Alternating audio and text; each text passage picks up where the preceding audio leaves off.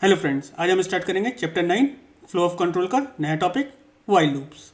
अभी हमने for loops करे थे। फॉर लूप्स हमारे क्या होते हैं? Counting loops. जबकि वाइल लूप हमारा क्या होता है? Conditional loop. दैट मीन्स आप यहाँ पर कंडीशन चेक करते हो और देन एग्जीक्यूट वाइल लूप होता है। अगर इसको समझने की कोशिश करते हैं, ये देखिए, ये एक वाइल लूप है। वाइल लूप के अंदर पहले आप वाइल स्टेटमेंट देंगे, देन यहाँ पर कंडीशन देंगे। जो भी बॉडी जब तक एग्जीक्यूट होती रहेगी जब तक ये कंडीशन ट्रू मिलेगी। जब ये कंडीशन फॉल्स होगी तो ये लूप से बाहर आ जाएगा। इसको समझने के लिए एक एग्जांपल दे रखा है। ए की इनिशियल वैल्यू क्या है? 5 है। ये लूप कब तक चलेगा? जब तक ए की वैल्यू ग्रेटर देन रहेगी 0। दैट मीन्स अभी ये कंडीशन क्या है? ट्रू है। क्या प्रिंट करेगा? हेलो प्रिंट करेगा और ए की वैल्यू प्रिंट कर देगा। तो फर्स्ट टाइम क्या प्रिंट करेगा? ये 5 और हेलो प्रिंट करेगा और 5 प्रिंट कर देगा क्योंकि ए की वैल्यू प्रिंट कर रहा है। देन हम क्या कर रहे हैं? A equals to a minus 3।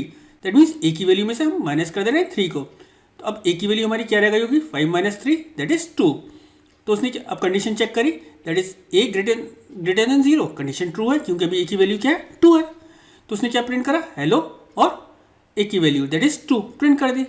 Then again वो ए के अंदर क्या करा? ए में माइनस करा दैट इज 3 को। 2 माइनस 3 तो क्या होगा? दैट इज -1 हो गया होगा। ये वैल्यू अब ऊपर गया होगा वो अगेन। अभी ए की वैल्यू क्या है? ग्रेटर देन 0 है? नहीं है। कंडीशन क्या हो गई? फॉल्स हो गई। जब कंडीशन फॉल्स हो गई तो वो क्या हुआ? लूप से बाहर आ गया। लूप से बाहर आने के बाद उसने क्या प्रिंट कर दिया? Loop over. नेक्स्ट एग्जांपल समझने की कोशिश करते हैं। यहाँ पर क्या है? एन की वैल्यू क्या दे रखी है? 1। कब तक लूप चलता रहेगा? जब तक एन की वैल्यू लेस देन 5 रहती है। क्या कर रहा है? Print square of N. That means जो भी एन के अंदर वैल्यू आ रही है उसका स्क्वायर प्रिंट कर रहा है। N multiply by N. तो फर्स्ट टाइम एन की वैल्यू क्या है? 1। 1 मल्टीप्लाई बाय 1 तो उसने आउटपुट दे दिया 1। फिर उसने क्या करा? एन के अंदर एक ऐड कर दिया। दैट मीन्स एन की वैल्यू क्या हो गई? N plus 1। That is N की वैल्यू हो गई 2। तो कंडीशन अभी क्या है? एन की वैल्यू की 2, यानी कि ट्रू है ये, क्योंकि एन की वैल्यू 2 है और 2 लेस देन 5 है। तो वो क्या करेगा? ये प्रिंट कर देगा। That is 2 multiply by 2 that is 4। Then N के अंदर एक इंक्रीमेंट और कर दिया। अब एन की वैल्यू कितनी हो गई? That is 3। कंडीशन चेक करी, N less than 5। Condition true है। क्यों? क्योंकि एन की वैल्यू 3 है। तो उसने क्या करा? That is 3 multiply by 5। तो उसने 3 multiply by 3 that is 9 print कर दिया। देन एन के अंदर एक इंक्रीमेंट कर दिया। एन की वैल्यू अब क्या हो गई? 4 हो गई। Then 4 less than 5 condition true है। देन उसने प्रिंट कर दिया दैट इज 16। अब एन के अंदर हमने एक इंक्रीमेंट और कर दिया। एन की वैल्यू कितनी हो गई? 5 हो गई। 5 लेस देन 5 कंडीशन क्या है? फॉल्स है। जब कंडीशन फॉल्स है तो क्या करेगा? ये स्टेटमेंट एग्जीक्यूट करना जो वाइल के अंदर है उसको बंद कर देगा और कहाँ जाएगा? वाइल से बाहर आ जाएगा। वाइल से बाहर हमने क्या दे रखा है? Print thank you. तो उसने क्या करा? थैंक यू प्रिंट कर दिया। एग्जाम्पल देख लेते हैं इसका। एक प्रोग्राम बनाने को आपको बोला है कि आप यूजर से नंबर इनपुट कराएंगे और उसका क्या निकालेंगे? फैक्टोरियल। तो हमने क्या करा? एक फैक्ट वेरिएबल ले लिया जिसकी इनिशियल वैल्यू क्या कर दी? 1 कर दी। फैक्ट की हमारी वैल्यू क्या है? 1 है और ए की वैल्यू क्या है? 1 है। सपोज यूजर ने इनपुट करा 3। तो अभी ए की वैल्यू जो है that means 1 less than equals to num है, तो 3 से तो कम है ये। तो फैक्ट क्या करेगा? Fact multiply equals to A. Fact की वैल्यू क्या है? That is 1। 1 multiply by 1 that is कितना आ जाएगा? 1 आ जाएगा। देन ए के अंदर हमने एक इंक्रीमेंट कर दिया। ए की वैल्यू कितनी हो गई? That is 2। अब 2 less than equals to num, condition true है। जब कंडीशन ट्रू है तो क्या होगा? दैट मीन्स फैक्ट की वैल्यू कितनी है? That is 1। 1 multiply by 2 that is 2। अब ए के अंदर फिर हमने एक ऐड कर दिया। अब वो ऊपर जाता है। ए की value less than equals to num, अभी भी कंडीशन ट्रू है क्योंकि ए की वैल्यू कितनी हो गई? दैट इज 3 हो गई है और नम की वैल्यू आपकी क्या थी? 3। तो अब क्या होगा? फैक्ट की वैल्यू आपकी कितनी हो गई थी? दैट इज 2 हो गई थी। अब क्या करेंगे आप? देन वो क्या करेगा? दैट इज ए की वैल्यू कितनी है? 3 और फैक्ट की वैल्यू क्या है? 2। तो that means 2 multiply by 3 equals to 6। अब A plus equals to 1, A की वैल्यू कितनी हो गई? 4 हो गई। जो नंबर हमने इनपुट कराया था वो क्या था? 3। तो ए लेस देन नम, कंडीशन क्या है? फॉल्स है। जब फॉल्स है तो फैक्ट के अंदर वैल्यू क्या आ चुकी है? दैट इज 6 आ चुकी है और वो लूप से बाहर आ गया है। क्यों? अब ये लूप टर्मिनेट हो गया क्योंकि लूप की कंडीशन फॉल्स हो गई। तो वो प्रिंट क्या कर देगा? That is the factorial of 3 is 6। Check करते हैं इसको प्रिंट करके, एग्जीक्यूट करके। हमारा ये प्रोग्राम है that is 19.4, that is Python 9-4.py। Number input कर लेते हैं 3, आउटपुट आ गया। एक बार और समझ लेते हैं इसको। 14 दैट इज 14। यूजर ने इनपुट करा था 3, फैक्ट की इनिशियल वैल्यू क्या है 1, ए की वैल्यू क्या है 1 है। अभी ए की वैल्यू लेस देन क्या है 3 है, तो फैक्ट की वैल्यू क्या आ जाएगी, that is 1 multiply by 1, that is 1। Fact की वैल्यू हो गई 1। अब ए के अंदर एक का इंक्रीमेंट हो गया, ए की वैल्यू कितनी हो गई 2 हो गई, और फैक्ट की वैल्यू कितनी है that is 1।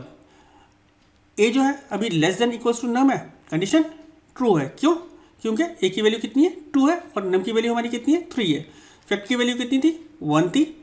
1 multiply by 2 equals 2 multiply by 1 multiply by 2 equals to that is 2। अब फैक्ट की वैल्यू कितनी हो गई 2 हो गई। ए की वैल्यू में हमने एक इंक्रीमेंट कर दिया, ए की वैल्यू कितनी हो गई 3 हो गई। Less than equals to num है, बिल्कुल बराबर है। दैट मीन्स अभी ए की वैल्यू 3 है और नम की वैल्यू हमने कितनी करी थी 3। तो फैक्ट की वैल्यू हमारी कितनी थी 3 थी, सॉरी 2 थी। 2 मल्टीप्लाई बाय ए के अंदर क्या है 3 है, तो फैक्ट की वैल्यू कितनी हो गई 6 हो गई। अब अगेन उसने ए प्लस 1 कर दिया। अब ए प्लस 1 करेगा तो ए की वैल्यू कितनी हो गई 4 हो गई। अब कंडीशन चेक करी, ए की वैल्यू जो है less than equals to num है, नम कितना था 3 था, तो ये कंडीशन फॉल्स हो गई। जब ये कंडीशन फॉल्स हो गई तो उसने क्या करा, ये स्टेटमेंट एग्जीक्यूट करना बंद कर दिया। लेकिन फैक्ट के अंदर क्या वैल्यू स्टोर हो गई थी 6 हो गई थी, तो उसने क्या करा, factorial of num that is 3 is 6। Next example देख लेते हैं सी का।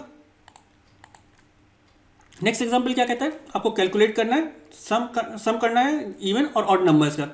कहाँ तक, जो भी यूज़र इनपुट करे, जो भी यूज़र हम इनपुट करेगा, सपोज यूज़र ने इनपुट करा 10, तो ये लूप चलेगा कहाँ तक 10 तक।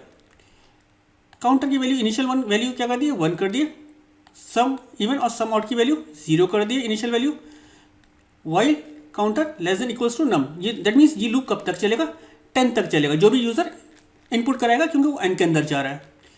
अगर नंबर जो इनपुट करा रहा है उसका रिमाइंडर जो आ रहा है, दैट मीन्स मॉडुलस ऑपरेटर क्या करता है रिमाइंडर, दैट मीन्स CTR के अंदर पहली बार क्या आया होगा 1 आया होगा, 1 डिवाइडेड बाई 2, रिमाइंडर 0 आ रहा है नहीं आ रहा है, तो सब वो क्या करेगा एल्स में चला जाएगा। एल्स में क्या करेगा, sum odd equals to sum odd plus counter. Sum odd की वैल्यू क्या थी दैट इज 0, 0 प्लस 1 1 हो गई। काउंटर की वैल्यू इंक्रीमेंट हो गई, दैट मीन्स अब काउंटर की वैल्यू कितनी हो गई 2 हो गई। While counter less than equals to n, अभी 10 से तो लेस आई है, तो काउंटर की वैल्यू क्या हो गई 2 हो गई। If counter modulus 2 equals to 0, condition क्या है ट्रू हो गई। तो सम इवन प्लस काउंटर, तो इवन के लिए अब यहाँ पर लिख लेते हैं दैट इज 0 प्लस 2, तो कितनी हो गई दैट इज 2 हो गई। और क्या हुआ, काउंटर में एक का इंक्रीमेंट हो गया। कंडीशन चेक करी, काउंटर की value less than equals to n, n की वैल्यू क्या है 10 और काउंटर की वैल्यू क्या है 3। If counter modulus 2 double equals to 0, 3 का अगर हम अगेन डिवाइड करें 2 से रिमाइंडर चेक करने के लिए 0 आएगा नहीं आएगा, तो किस में चला जाएगा एल्स में चला जाएगा।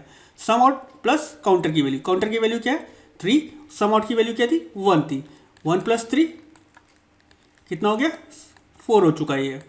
अगेन काउंटर की वैल्यू कितनी हो गई 4 हो गई। चेक करा काउंटर की वैल्यू जो है less than equals to n है, दैट मीन्स अभी तो काउंटर की वैल्यू 4 ही है और n की वैल्यू कितनी है 10 है। अगर 4 को मैं रिमाइंडर चेक करूँगा 2 से डिवाइड करने के बाद 0 आएगा। अब वो क्या करेगा सम इवन में ऐड करेगा किसकी काउंटर की वैल्यू, काउंटर की वैल्यू क्या है 4 है और सम इवन की वैल्यू क्या थी 2 थी, 2 प्लस 4 दैट इज 6। ये लूप कब तक चलता रहेगा, जब तक n की वैल्यू 10 नहीं हो जाती। जैसे n की वैल्यू 10 होगी वैसे ही वो क्या करेगा इस लूप से बाहर आ जाएगा, ये कैलकुलेशन और ये इफ कंडीशन से बाहर आ जाएगा और क्या प्रिंट कर देगा सम ऑफ इवन नंबर, जो भी सम ऑफ इवन नंबर आया होगा, सम ऑफ ऑड नंबर, जो भी सम ऑफ ऑड नंबर आया होगा। चेक कर लेंगे इसको एग्जीक्यूट करके 19.5 पाइथन 9-5 कितने नंबर्स का निकालना है मुझे 10 नंबर्स का, ये आ गया।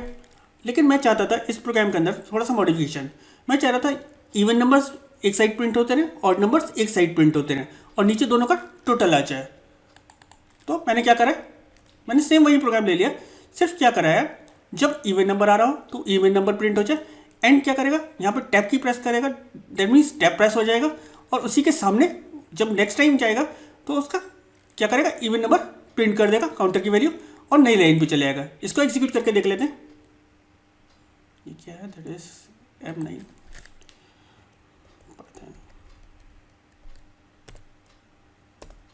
सेम मुझे 10 नंबर्स का ही चाहिए, सिर्फ डिफरेंस इतना है कि मैंने इवन नंबर्स और ऑड नंबर्स भी प्रिंट करा लिए हैं।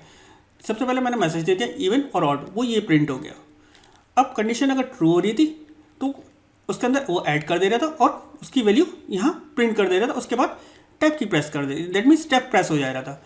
देन अगर फॉल्स हो रही थी तो वो ये कंडीशन एग्जीक्यूट कर रहा था, देन उसकी वैल्यू प्रिंट कर रहा था, और काउंटर उस नम ऑड और नम सम इवन के अंदर प्रिंट करता जा रहा था, यानी कि कैलकुलेट करता जा रहा था। जब ये सब कुछ खत्म हो गया तो मैंने क्या करा, एक नई लाइन प्रिंट करा दी और इन दोनों की वैल्यूज टोटल करके प्रिंट कर दी। उम्मीद करता हूँ व्हाइल लूप आपको क्लियर हो गया होगा। फिर भी अगर कोई डाउट्स हो तो प्लीज़ कमेंट सेक्शन में लिखे, मैं कोशिश करूँगा आपके डाउट्स को क्लियर करने के लिए। Thank you.